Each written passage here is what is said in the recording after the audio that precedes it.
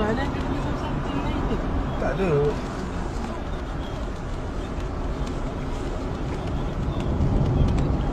Tapi kita tinggal di belakang. Bukan keburu. Dia buka tutup dari tu.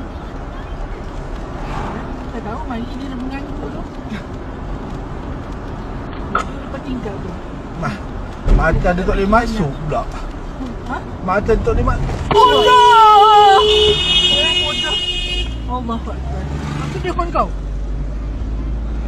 Anjing pun boleh kat kawasan. Slide ni, slide dia siapa? Telefon siapa? Tahu dia? Baju hitam, kereta hitam tu? Tahulah. Yang satu pun.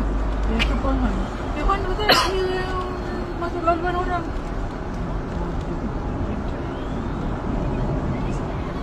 Tak lucu. Okay lah.